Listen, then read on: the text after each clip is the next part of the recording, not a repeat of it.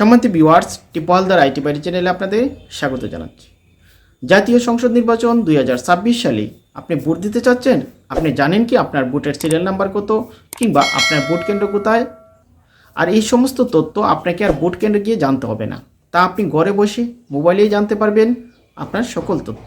আর তা কীরকম তা আজকে দেখব এই স্মার্ট ইলেকশন ম্যানেজমেন্ট বিডি অ্যাপসের মাধ্যমে। এই অ্যাপসের মাধ্যমে আপনি আপনার এলাকার সমস্ত তথ্যই পেয়ে যাবেন। তাহলে ভিউয়ার্স, আর দেরি না, চলুন ভিডিওটি শুরু করি। অ্যাপসের মাধ্যমে আমার ভোটের তথ্য জানার জন্য এই যে প্লে স্টোর আছে, আমরা প্রথমে এই প্লে স্টোরে লগ ইন করবো। তারপরে নিচের দিকে যে সার্চ আইকন আছে, জাস্ট আমরা এখানে সার্চ করব এই যে উপরে smart election management BD, SMART smart. দেখেন এই যে উপরে চলে আসছে, দেখেন লেখা আছে স্মার্ট ইলেকশন ম্যানেজমেন্ট বিডি। এখানে সার্চ করি, তারপর এই যে অ্যাপসটি সবার আগেই চলে আসছে, দেখেন স্মার্ট ইলেকশন বিডি ম্যানেজমেন্ট, এটা আমরা ইনস্টল করে নেব। অ্যাপসটি যখন প্লে স্টোর থেকে ইনস্টল করে নেবেন, তারপরে এই যে ওপেন অপশনটি দেখা যাচ্ছে, এই যে ওপেন, আমরা ওপেনে ক্লিক করব। এখন ল্যাঙ্গুয়েজ সিলেক্ট করতে হবে, এখানে ইংলিশ আছে আর বাংলা আছে, আমি বাংলাটা সিলেক্ট করে দিলাম। তারপর এখানে লক্ষ্য করেন, এখানে বলা হচ্ছে তফসিলে ঘোষিত নির্বাচনসমূহ, আর এখানে আছে ত্রয়োদশ জাতীয় সংসদ নির্বাচন। আমরা জাস্ট জাতীয় সংসদ নির্বাচন এখানেই ক্লিক করব। সবার নিচেই লক্ষ্য করেন একটা অপশন আছে ভোট কেন্দ্র খুঁজুন, আমরা এই সার্চ আইকনে ক্লিক করি। এখানে NID নাম্বার এবং এখানে জন্ম তারিখ আপনারা টাইপ করবেন। তারপরে নিচের দিকে খুঁজুন অপশনে ক্লিক করলেই আপনি ভোটের সকল তথ্য পেয়ে যাবেন। আমি NID নাম্বারটি এখানে টাইপ করে দিচ্ছি। অবশ্যই আপনার জন্মসাল সহ 17 ডিজিট অথবা স্মার্ট ID কার্ড থাকলে 10 ডিজিট টাইপ করে দেবেন। আমার NID নাম্বার টাইপ করা হয়েছে, তারপরে যে জন্ম তারিখ লিখুন, এখানে আমি ক্লিক করব। তারপর আমার জন্মসালটা প্রথমেই সিলেক্ট করে দেব, তারপরে জন্ম তারিখটা আমরা সিলেক্ট করে দিব। দেখেন আমার NID নাম্বার টাইপ করা হয়েছে এবং জন্ম তারিখও আমার টাইপ করা হয়েছে। তারপরে নিচের দিকে দেখেন সার্চ আইকন আছে, আমি এখানে সার্চ আইকনে যখন ক্লিক করব আমার সকল তথ্যই আমরা দেখতে পারবো।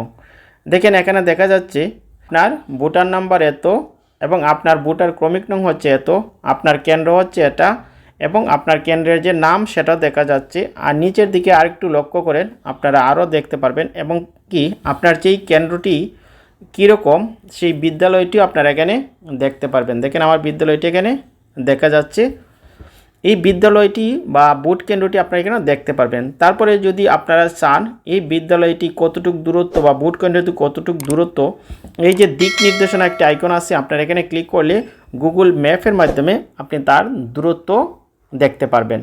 দেখেন দূরত্বটা তারা এখানে দেখিয়ে দেবে। দেখেন এই দূরত্বটা দেখাচ্ছে 1 ঘন্টা 45 মিনিট সময় লাগবে। আমি এখন যেখানে আছি সেখান থেকে ভোট কেন্দ্রে যেতে হলে এই যে তারা ম্যাপ দেখিয়ে দিচ্ছে, এখান থেকে এখান হচ্ছে এই দূরত্বটা। এভাবেই আপনারা স্মার্ট ইলেকশন ম্যানেজমেন্টের মাধ্যমে আপনার ভোটের সকল তথ্য পেয়ে যাবেন। এমনকি আপনি যদি সমস্ত তথ্য জানতে চান, তাহলে এই যে নির্বাচনের বিস্তারিত তথ্য যদি আপনি ক্লিক করেন, আপনি আপনার সমস্ত তথ্য এখান থেকে জানতে পারবেন। এখন যদি আপনি জানতে চান আপনার এখানে কতজন প্রার্থী আছে, তাহলে আপনি এই ডান দিকে প্রথমে টান দিবেন, টান দিয়ে আপনার বিভাগটা সিলেক্ট করে দেবেন। আমি আমার বিভাগটা সিলেক্ট করে দিলাম। তারপরে এই যে বিভাগ থেকে আপনার জেলাটা সিলেক্ট করে দিলেন, আমি সুনামগঞ্জ জেলা সিলেক্ট করে দিলাম। তারপর আমার আসন নাম সুনামগঞ্জ 2। আমি এখানে বিস্তারিত ক্লিক করলেই আমি দেখতে পারবো আমার এখানে কতজন প্রার্থী নির্বাচনের জন্য নির্বাচন করছেন। দেখেন এখানে 3 জন প্রার্থীর নাম দেখা যাচ্ছে, এই হচ্ছে 3 জন প্রার্থী। এমনকি এই প্রার্থীর সাথে সাথে এখানে কতটা ভোট আছে তার সমস্ত তথ্য আপনারা এখানে দেখা যাবে। এখানে মোট ভোটার হচ্ছে এত, মোট পুরুষ ভোটার হচ্ছে এত, নারী ভোটার হচ্ছে কত, এবং হিজড়া হচ্ছে এত, এবং ভোট কেন্দ্র সংখ্যা হচ্ছে 111। এই সমস্ত কাজ যখন কমপ্লিট, তারপরে এখান থেকে আমি বের হয়ে গেলাম। তাহলে প্রিয় ভিউয়ার্স, এভাবেই আপনারা আপনাদের সকল ভোটের তথ্য জানতে পারেন স্মার্ট ইলেকশন ম্যানেজমেন্ট বিডি অ্যাপসের মাধ্যমে। আজকে ভিডিওটি এই পর্যন্তই। আমি আশা করি ভিডিওটি শেয়ার করবেন, সবাইকে দেখার সুযোগ করে দেবেন, এবং আমার চ্যানেলটি সাবস্ক্রাইব করে আমার পাশে থাকবেন। ধন্যবাদ সবাইকে।